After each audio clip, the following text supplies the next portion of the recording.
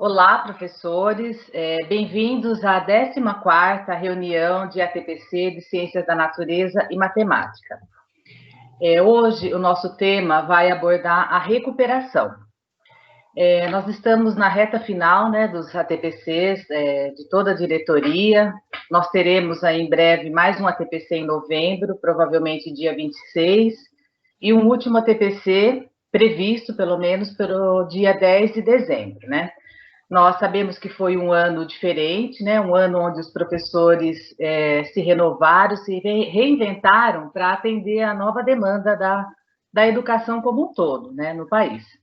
Então, a dinâmica do nosso ATPC hoje, ela será um pouco diferente, né?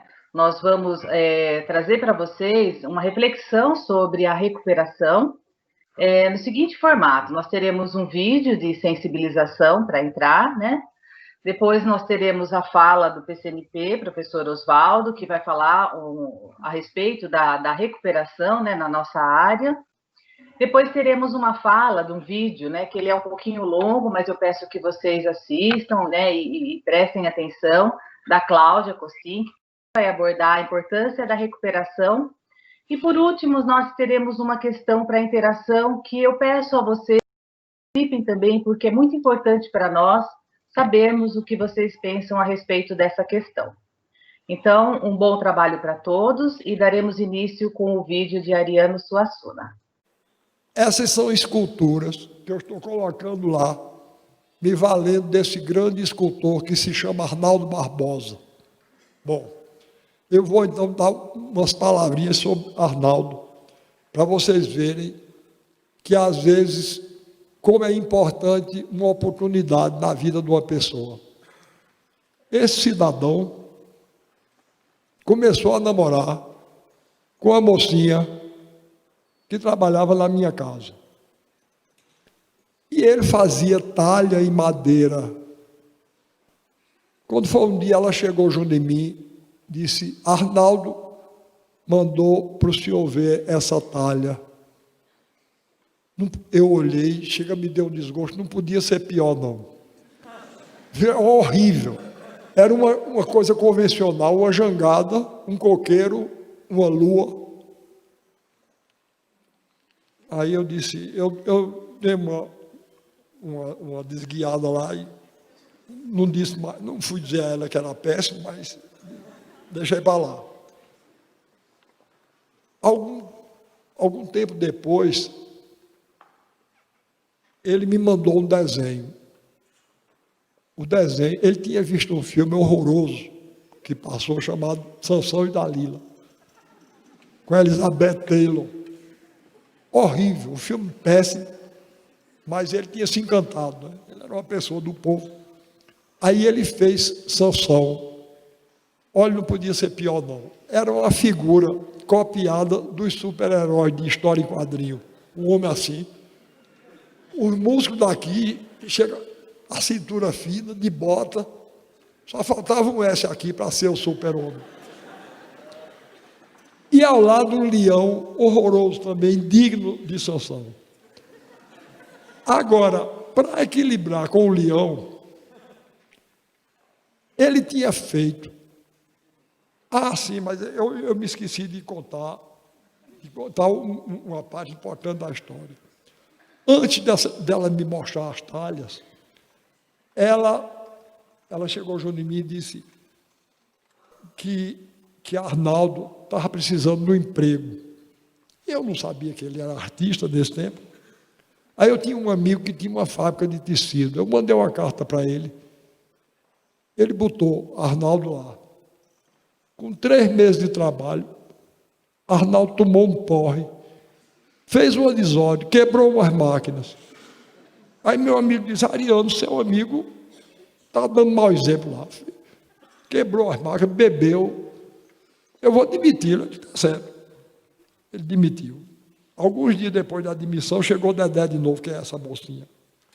Aí Dedé disse: Arnaldo está agora pretendendo um emprego de vigilante, mas precisa de uma carta de recomendação. O senhor dá? Eu digo: dou. Aí senhor diretor da empresa de vigilância. Aí vai meu amigo Arnaldo Barbosa, cidadão exemplar, nunca bebeu, nunca jogou.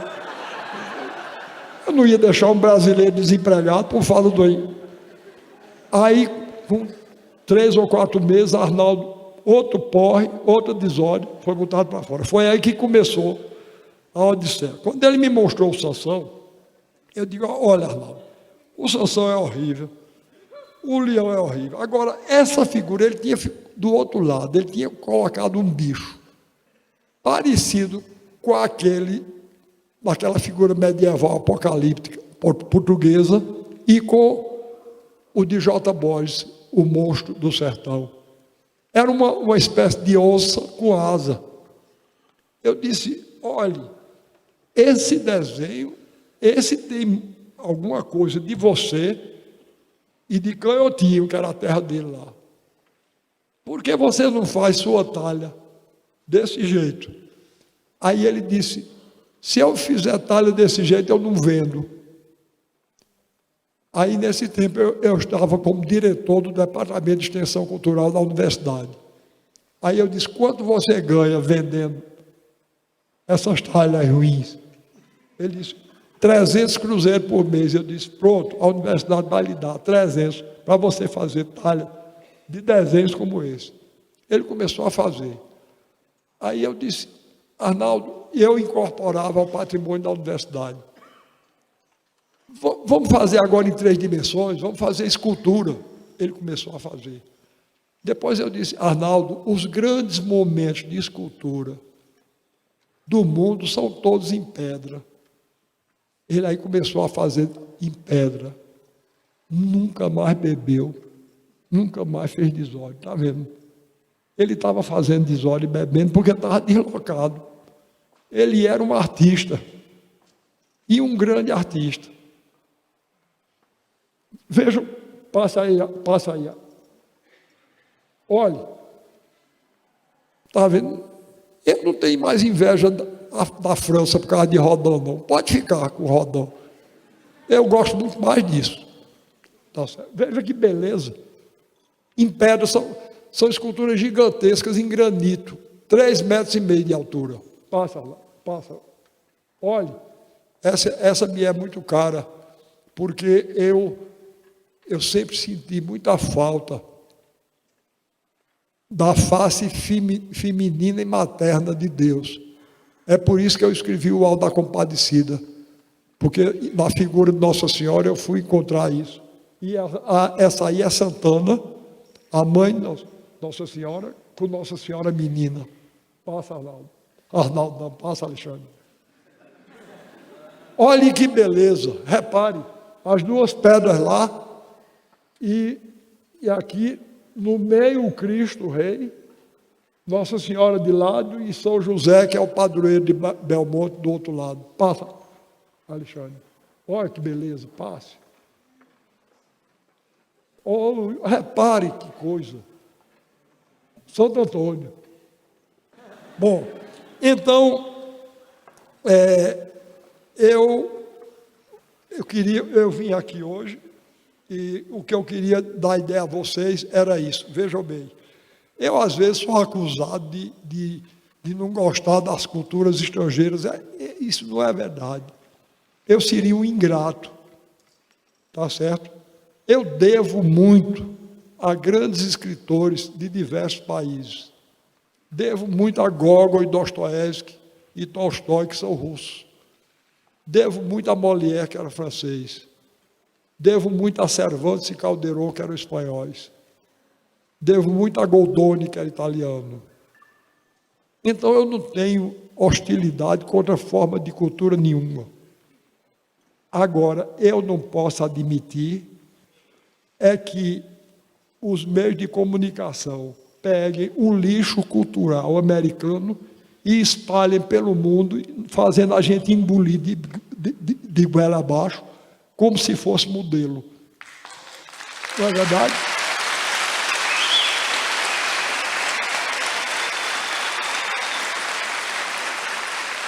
Então, não tenho.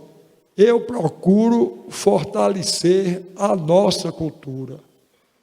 Porque se a nossa cultura se mantiver fiel a si própria, A cultura é a alma e a honra de qualquer nação.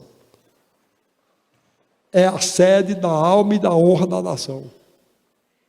Então, eu não permito, na medida das minhas forças, eu não tenho poder político, não tenho poder econômico, mas tenho uma língua afiada desgraçada.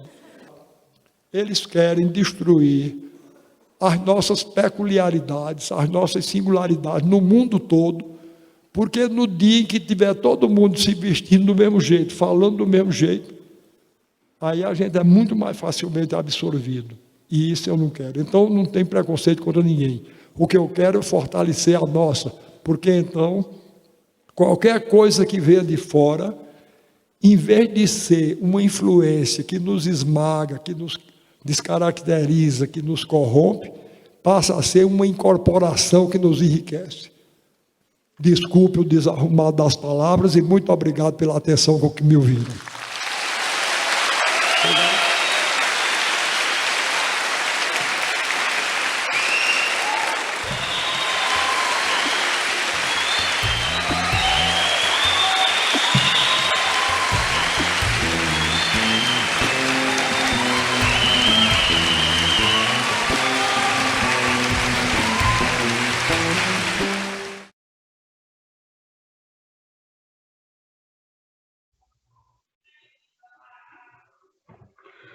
Olá, professores coordenadores.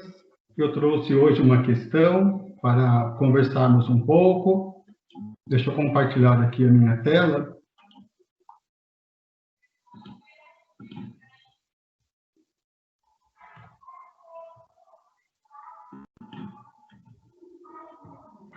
Então, eu trago essa questão porque pensar na recuperação. Se as dificuldades elas não são sanadas de imediato, elas vão se acumulando. E aqueles conteúdos que estão diretamente relacionados com outros, se os alunos não se apropriarem deles como base, isso vai gerar novas dificuldades, que passam a crescer como se fosse uma bola de neve, ficando cada vez mais difícil, até mesmo para o melhor professor desenvolver um bom trabalho em sala de aula. Um exemplo disso, é claro que a recuperação, a defasagem, ela acontece em todos os anos e séries, mas os professores que atuam no ensino médio, principalmente da terceira série, eles sofrem muito nesse sentido. Parece que eles caminham um passo para frente e 2 passos para trás, no sentido de terem que retomar, resgatar, lembrar aos alunos. Mas, ao mesmo tempo, nós não podemos deixar de lado os aspectos positivos da recuperação. Quais seriam eles? Por exemplo, a possibilidade de detectar e eliminar defasagens de aprendizagem. Então, isso é algo que a recuperação nos permite trabalhar em cima dessas defasagens para ajudar os alunos. Outro aspecto importante, benéfico, que a recuperação nos traz, é a garantia de que os alunos tenham todos os conhecimentos necessários, básicos, para avançar na vida acadêmica, pois nós sabemos quais são as habilidades essenciais, quais são essas habilidades estruturantes que devem fazer parte da aprendizagem de todos os alunos. Então, essa garantia de que todos tenham acesso a esse conhecimento, dessas habilidades, é algo que a recuperação, o trabalho com a recuperação nos fornece. Nós temos também um outro benefício, que é o respeito às diferenças dos alunos, oferecendo oportunidades alternativas de aprendizado conforme as suas dificuldades. Nós sabemos que nem todos os alunos aprendem da mesma forma, no mesmo momento, com a mesma abordagem. Então, esse respeito, essa diferenciação, ela se torna muito precisa, muito pontual, quando nós trabalhamos com a recuperação das aprendizagens. Outro aspecto inteiramente positivo é a criação de um significado mais profundo e eficaz aos processos de recuperação. Cada vez mais, nós temos que conhecer novas práticas, conhecer novas ferramentas, novas metodologias para fazermos novas abordagens. Então, tudo isso é o trabalho que a recuperação ela nos dá como algo novo. E, acima de tudo, algo muito benéfico é ver o desenvolvimento dos alunos a partir das atividades que foram trabalhadas, pensando no processo de aprendizagem dos alunos. Então, ver esse crescimento do aluno diante das suas dificuldades, então, é algo realmente que queremos destacar como algo inteiramente positivo. Em nossa formação continuada, através das ATPCs, nós estamos estudando a cada 15 dias a recuperação e aprofundamento para todos os componentes curriculares. Além de nos oferecer um estudo do material na qual nós estamos trabalhando com os alunos, o volume 3 do Aprender Sempre, também estamos tendo um olhar sobre como fazer a recuperação e em quais habilidades devemos dar atenção especial. Se isso não está acontecendo em todos os componentes curriculares, em matemática isso de fato está acontecendo. E nós, do Núcleo Pedagógico, eu, pessoalmente, vejo que essas discussões sobre a recuperação são discussões inteiramente positivas e têm contribuído muito para a minha reflexão como educador, como professor de matemática, como formador na área de matemática. E ela tem nos possibilitado enxergar a recuperação como algo necessário para avançarmos nas aprendizagens dos alunos.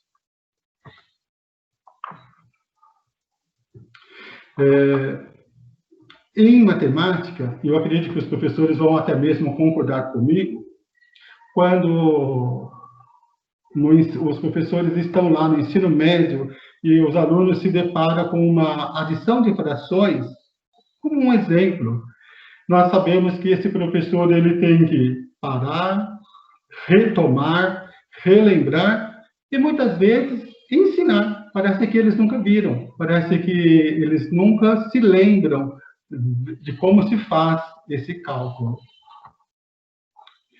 E quando nessa formação que nós estamos tendo, através das ATPCs, esse assunto ele é tocado, na qual o aluno ele tem dificuldade de compreender as diferentes formas de representação de um número racional, imagine ele estar operando, ou seja, realizando operações matemáticas, seja na forma fracionária ou na sua representação decimal.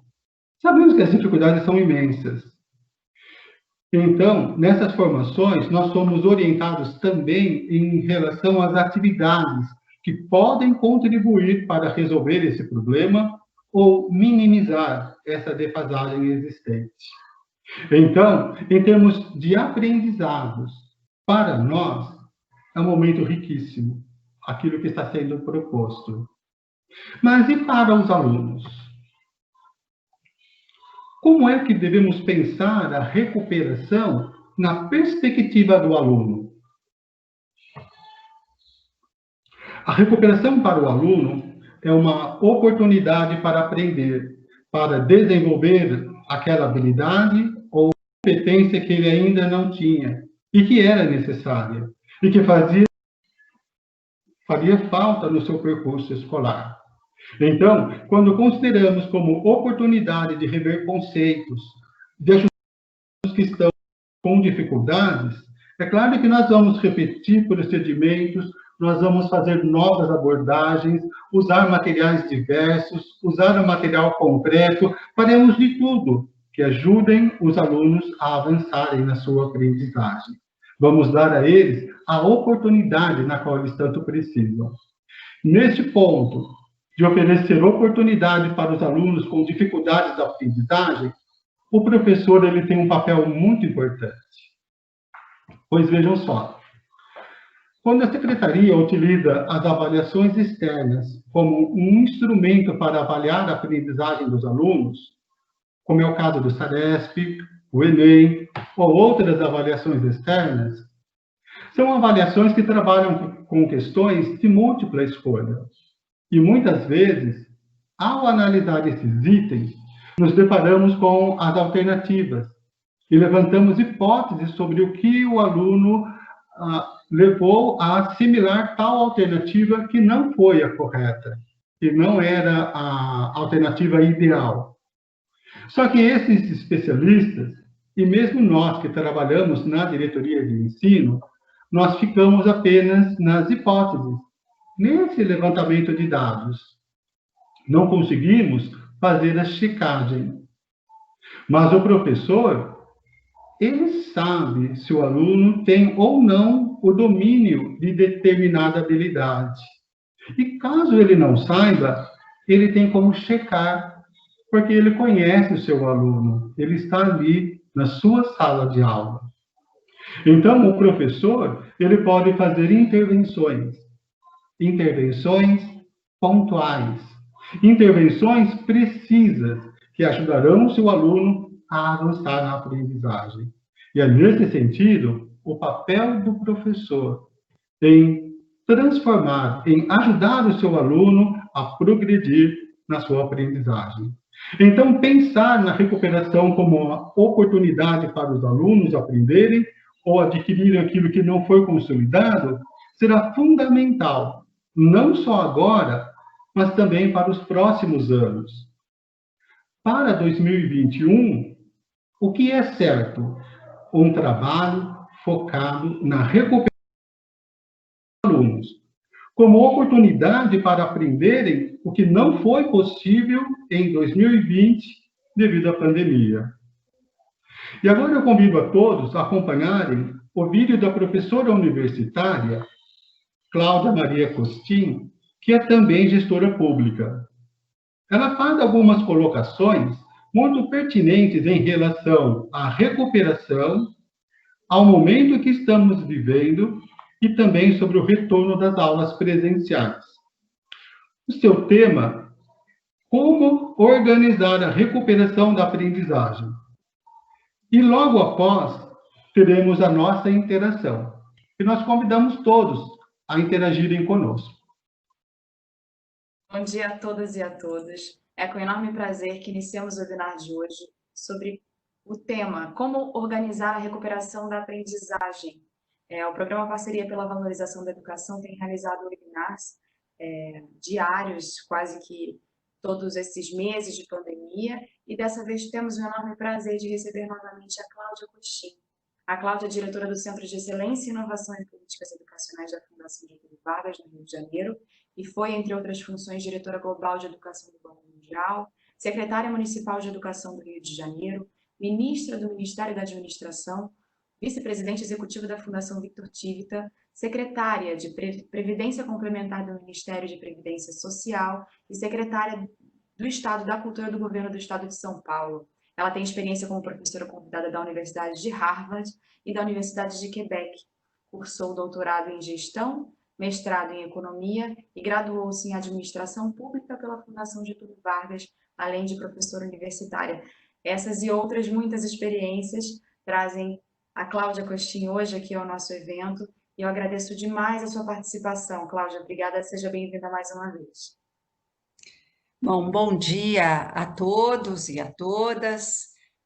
Queria dizer que é uma alegria grande estar novamente com toda a turma da parceria Votorantim, e queria começar falando do que nós estamos vivendo hoje, porque para falar em recuperação de aprendizagem, é importante entender de onde partimos.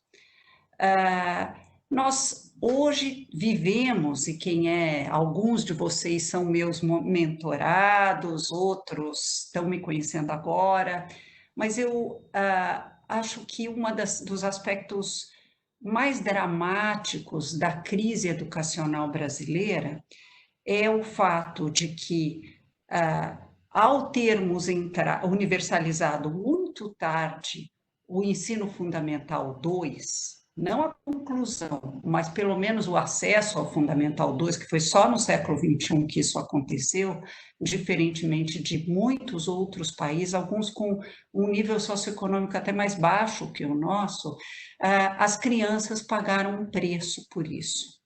Nós somos um país que, além da desigualdade social, nós temos uma profunda desigualdade educacional.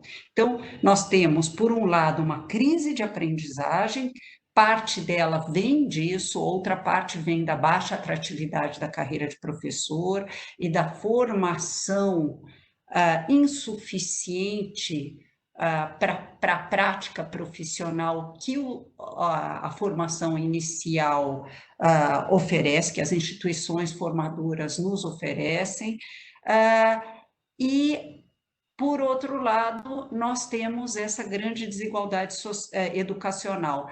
Quando a gente olha os resultados do PISA, né, dessa prova internacional de qualidade da educação oferecida pela OCDE, nós fomos considerados na última edição como o segundo país com maior desigualdade educacional do mundo. Então, nós temos problema de aprendizagem e nós temos desigualdades educacionais. E isso é uma situação muito desafiadora.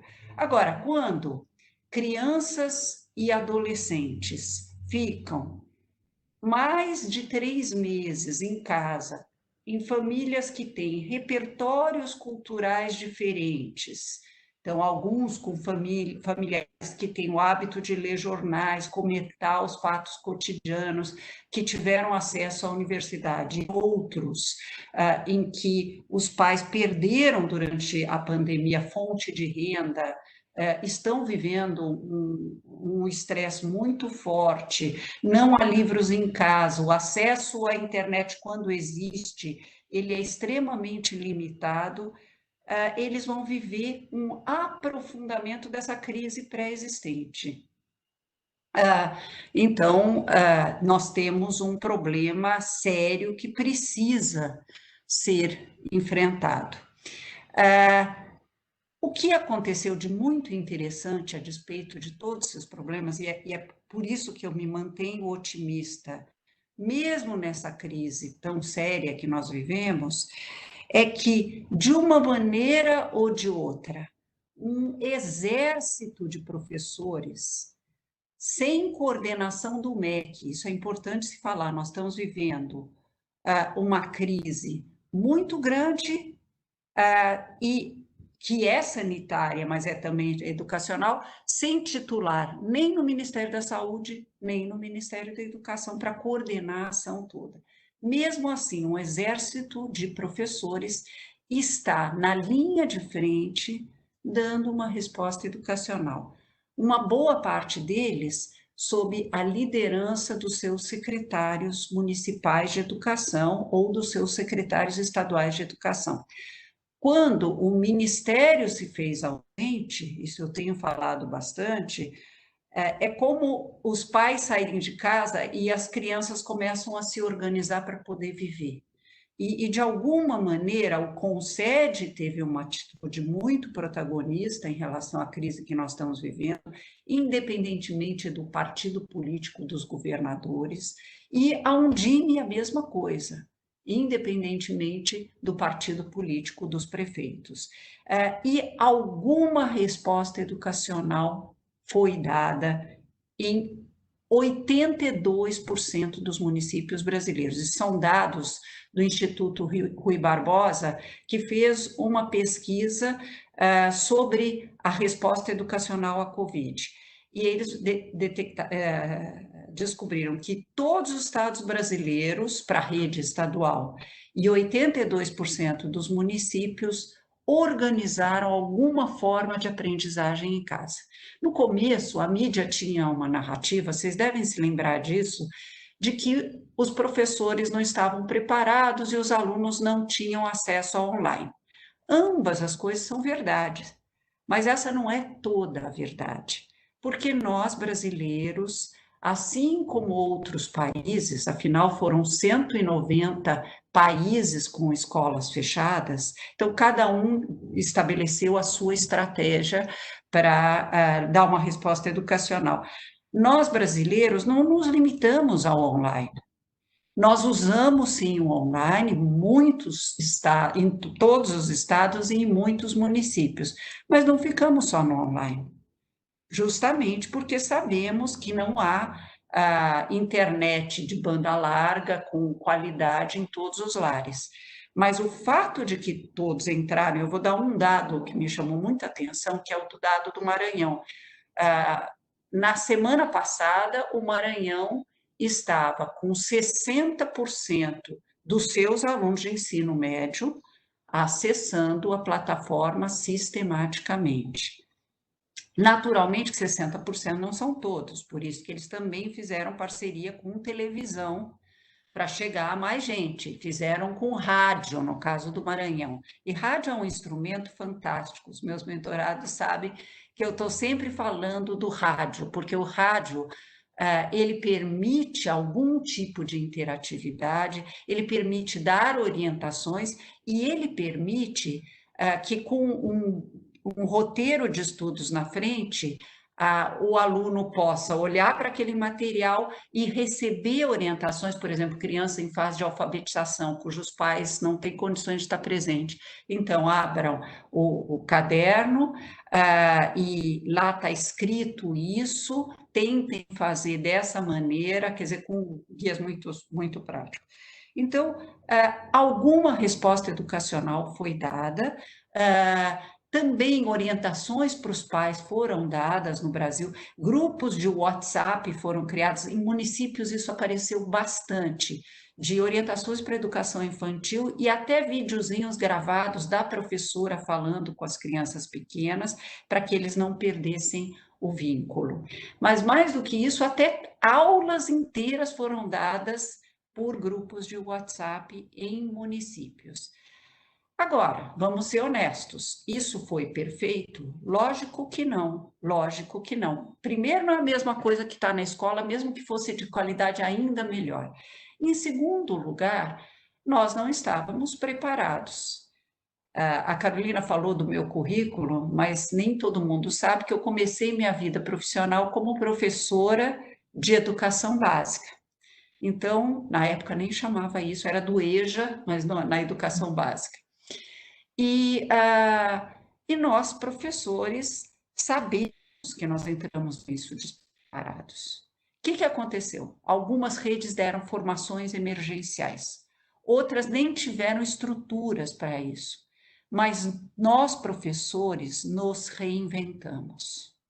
O que é fantástico é olhar para o copo meio cheio, não olhar só para as insuficiências, porque as insuficiências foram muitas e todo mundo percebeu, mas olhar para o que aconteceu. O Mário Sérgio Cortella gosta de dizer que é na crise que a gente mais aprende, é na dor que a gente aprende, a humanidade mais aprende nas crises, porque quando a situação está muito tranquila, né, quem é gestor educacional ou gestor escolar sabe disso, a gente tende a não sair da nossa zona de conforto. A gente só sai se realmente é necessário. Isso é próprio do ser humano, faz parte da nossa natureza. Então, foi importante, num certo sentido, a despeito de todo o sofrimento que a gente teve, criar-se uma condição em que os professores se desafiassem a sair fora da caixa e buscar alternativas.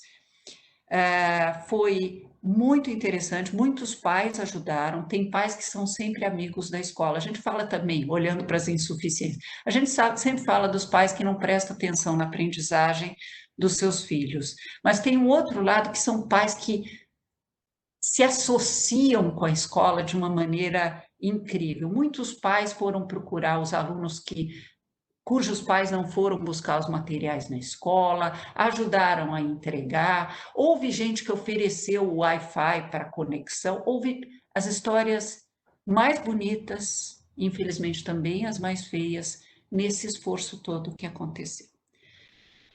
Quando esse período começa a se aproximar do fim, todos os secretários começaram a fazer seus planos de retorno às aulas. o Carlos Sanches vem orientando, eu como mentora tenho tentado orientar como elaborar os planos, a Undime tem mandado planos de retorno às aulas, porque o MEC não nos mandou, por exemplo, protocolos sanitários, como aconteceu em Portugal. O ministro da Educação mandou para todas as redes material de protocolos sanitários. Outra coisa que foi feita na Alemanha, por exemplo, a Alemanha fez o equivalente à nossa ata de registro de preço para comprar EPI, para comprar aventais, para uma série de produtos que vão ser necessários para a nova etapa. Na falta disso, nós nos organizamos como pudemos, estou falando nós, o Brasil. A gente se organizou, a Undime preparou uma parte do material, eu passei um monte de material, inclusive para a Undime Rio, para os mentorados, eles passaram para colegas, criou-se uma rede de contaminação horizontal muito positiva e muito bonita, que eu acompanhei de perto, e agora, quando as autoridades sanitárias nos disserem que nós estamos prontos, nós vamos poder começar a voltar. Uma palavra de alerta antes de entrar no tema central. Nós não vamos voltar com o vírus fora do ar. Por quê? Porque as vacinas só estarão operacionais, quer dizer, podendo vacinar milhões de pessoas, no ano de 2022, talvez em meados do ano de 2022. Então, naturalmente, as crianças não vão ficar 2, 3 anos sem aprender. O que os países que voltaram antes de nós fizeram? Eles esperaram a curva se achatar e voltaram. Tá. Isso significa que nós vamos conviver com algumas contaminações. E nós temos medo porque nós somos humanos.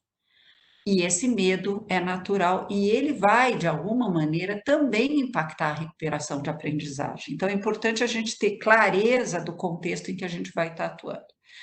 Uma palavra aos gestores sobre o medo. A melhor maneira que um líder lida com medo é, primeiro, admitir seu próprio medo. Nós todos estamos com medo, porque nós não somos irresponsáveis e nós sabemos que é uma situação concreta. E nós vamos ter que explicar para as pessoas por que é necessário voltar, não agora seria uma grande responsabilidade em muitos estados e municípios, se não em todos eles, que quando chegar a hora de voltar, nós ainda teremos motivo para medo, mas nós vamos tomar todos os cuidados necessários. Então, diretores de escola e secretários, esse período agora que nós estamos vivendo, além de elaborar os planos, é o momento de fazer pequenas reformas para deixar as condições sanitárias melhores. Porta de banheiro, deixar vaso quebrado em ordem, começar a organizar, e quem tiver que fazer aquisições de termômetros, a laser, equipamentos, veja junto com a saúde especificações e temos que começar a agir. Vamos falar do pedagógico agora.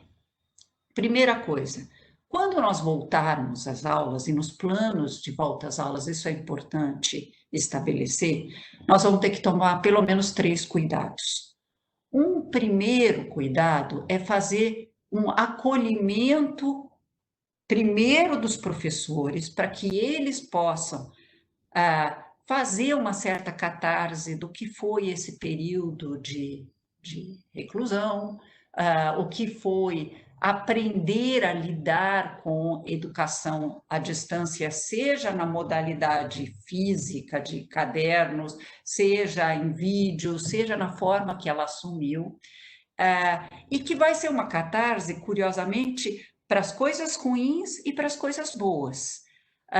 Nas coisas ruins, a pressão, o medo, todas as questões negativas, infelizmente em famílias houve até violência familiar e coisas tristes, que aconteceram entre os professores. Em segundo lugar, fazer uma catarse das coisas boas também. O que eles aprenderam? Uma das competências mais importantes para o século XXI é a adaptabilidade. E, de alguma maneira, os professores aprenderam eles mesmos adaptabilidade. Então, nós vamos poder, para o processo de ensino e para o processo de recuperação de aprendizagem, lidar com essas competências adquiridas pelos professores que nós queremos que os nossos alunos adquiram. Então, esse é um ponto que eu queria ressaltar, que há que haver acolhimento dos professores e depois dos alunos. Ao falar do acolhimento dos alunos, eu queria fazer um alerta. Muitas escolas particulares estão pressionando por um retorno antecipado. Eu tenho muito medo de quando a gente volta só por razões econômicas. É importante que haja sensatez por parte dos governantes. E a pressão maior está sendo justamente para retornar na etapa de creche. Creche é uma etapa complicada de retorno, porque é difícil estabelecer isolamento social. Então, relembrar que o Conselho Nacional de Educação diz que 0 a 2 não é para voltar agora, porque não há como fazer isolamento social a essas alturas. Então, tudo isso que eu estou falando, eu sei que a gente já falou em outros webinários, mas é que é importante ter isso, clareza disso, para falar da recuperação de aprendizagem. A outra questão no acolhimento, é importante lembrar que vai haver um escalonamento no retorno e provavelmente um rodízio. Então, uma parte dos alunos estarão durante uma parte da semana ou uma semana em casa, enquanto os outros estão tendo aula, para diminuir tamanho de turma, e depois vai haver um rodízio. Isso torna um pouco mais complexa a recuperação de aprendizagem. Depois do acolhimento, nós vamos dar um tempinho antes de fazer a avaliação diagnóstica, porque nós não vamos fazer, as crianças acabam de chegar, a gente faz uma prova, tem que ter um pouco de sensibilidade. Mas vamos supor que passou o acolhimento, uma semana de aulas ou coisa para reaquecer, a gente faz uma avaliação diagnóstica. Essa avaliação diagnóstica não é para nota, não é para a gente decidir se os alunos vão ser aprovados ou reprovados. Essa avaliação é para a gente saber quem precisa de uma recuperação de aprendizagem mais forte. Porque, vamos ser honestos, todos precisarão de recuperação de aprendizagem, porque por mais perfeita que tenha sido a resposta educacional à distância, ela terá insuficiências, nada como o professor olho no olho com seus alunos, né? Então, eles voltando, a gente faz a avaliação diagnóstica e identificando que é necessário uma recuperação de aprendizagem, nós temos várias maneiras de organizar, porque eu não tenho uma receita única para todas as redes. Eu sei que vários de vocês têm problema de transporte escolar, a criança não pode ficar mais tempo na escola, tem uma série de dificuldades. Sugestão minha, detectei que eles precisam recuperar a aprendizagem. Não fantasie que até o final do ano eles vão recuperar toda a aprendizagem. A recuperação de aprendizagem vai levar mais do que esse ano letivo. E aproveito para fazer um alerta. Não é esse ano que nós estamos pensando em reprovação, né? Nós estamos numa situação excepcional e nós vamos ter 2 ou 3 anos para recuperar a aprendizagem dessas crianças. Então, lidar com crianças que já passaram por uma série de traumas, num contexto que ainda é uma sociedade traumatizada, e pensar em reprovação não é o caso, mas é o caso de pensar num ensino bacana, que de fato trabalhe com todas as crianças. Então, essas crianças que tiveram problemas, eu tenho algumas alternativas para trabalhar com elas.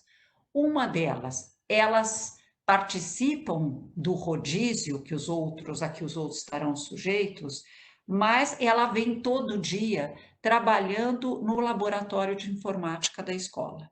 Essa é uma alternativa para quem tem laboratório de informática em ordem. Por que eu estou dizendo isso? Porque provavelmente a criança que tem problemas de aprendizagem não tem equipamento em casa, e essa criança pode se beneficiar de um processo mais interativo, e o computador pode representar maior interatividade, seja de forma gamificada, seja usando plataformas já existentes. Vários grupos educacionais cederam para as escolas públicas seus materiais informatizados, para todas as etapas, desde a educação infantil, a fase de pré-escola, até o 9º ano. A Escola Mais ofereceu para vários a sua plataforma, Araripina, por exemplo, em Pernambuco está usando, Caruaru, que não faz parte aqui do nosso grupo, está usando, que é específico para Fundamental 2. Então, tem bastante material para a gente usar na sala de informática. Outra alternativa é, para além da carga que ele levará para casa, para os dias de casa, mandar alguns cadernos suplementares para atividade em casa. Esse trabalho tem que ser mentorado de perto, porque não é uma atitude como às vezes a gente tem com recuperação de aprendizado, eu mando ele fazer, fez, não fez, paciência. Nós vamos ter que monitorar isso de perto, porque os pais das crianças não estão em casa, então tem que ter alguém que olhe para a organização do ambiente de aprendizagem dessa criança. Então, esse é um outro ponto importante para a recuperação de aprendizagem. É também importante fazer com o conjunto de alunos uma coisa que vai impactar a recuperação de aprendizagem. Aqui fica uma recomendação importante. Todos nós temos um monte de livros didáticos, temos um currículo, alguns estão tentando priorizar tópicos em currículo. Eu faria uma coisa que dialoga com o que as crianças viveram. Por que não, dependendo da série da criança, trabalhar com aprendizagem baseada em projetos, fazendo um mega projeto sobre a Covid-19. Por quê? Essas crianças e jovens viveram com intensidade um fato histórico. Meu pai e minha mãe viveram na Europa durante a Segunda Guerra. Então, nas narrativas domésticas, no jantar, eu ouvia meus pais contando para a gente, depois para os netos, o que foi ser criança durante a Segunda Guerra. O que aconteceu com a vida escolar deles? Como que a família se organizou? Como é que eles fugiram? Como é que foram os bombardeios, etc. Essas crianças vão contar para os seus netos o que eles viveram.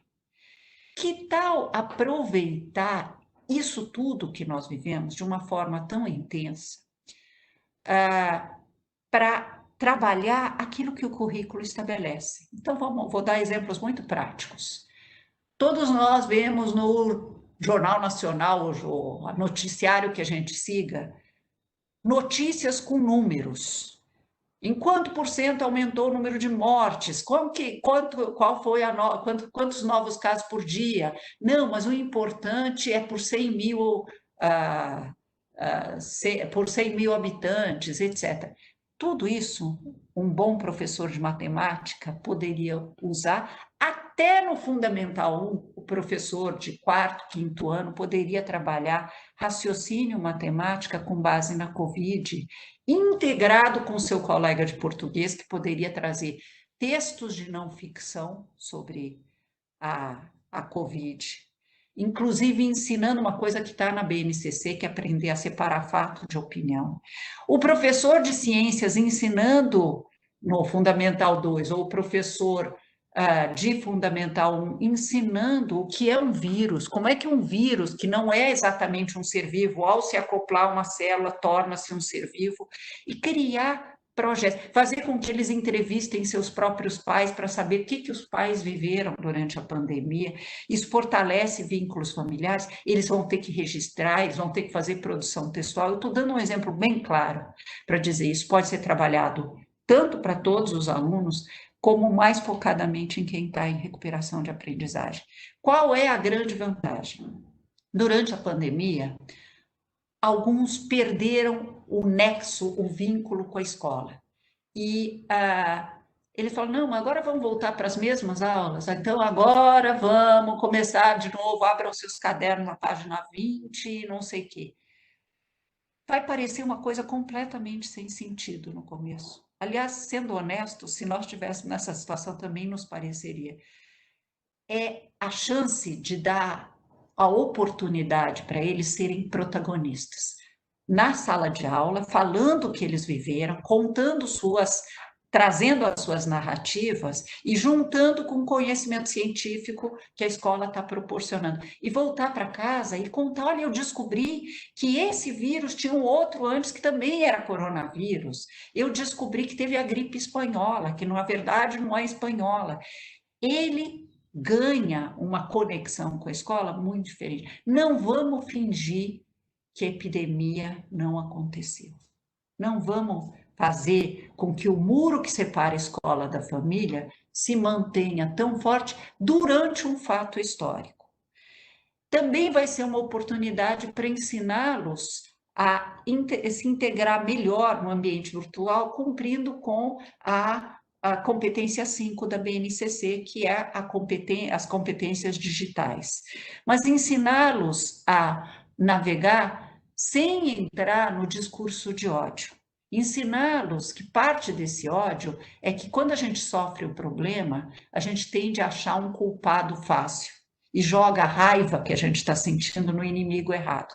Às vezes pode ser o marido na mulher, ou pode ser num governante ou no outro governante, ou no quem pensa diferente dele. Então, também aproveitar para trabalhar valores. Eu não voltaria ao antigo normal. Eu aproveitaria para ensinar muito mais e melhor usando os fatos que eles estão vivendo exatamente agora e trabalhando uma competência entre os professores que é fundamental para o século XXI, que é colaboração, resolução colaborativa de problemas. Os professores de diferentes disciplinas no Fundamental 2 se juntando num projeto para a escola inteira. Os professores do Fundamental 1, que são generalistas, podendo ter acesso, a secretaria pode facilitar isso para eles, a materiais adequados para discutir a pandemia, discutir a geografia de outros países, ao olhar no mapa onde que teve incidência, tanta coisa que pode ser aprendida ligando à vida real. Eu acho que, assim, de uma mensagem para abrir, para poder ter tempo de responder a perguntas, era isso que eu trouxe para a gente conversar.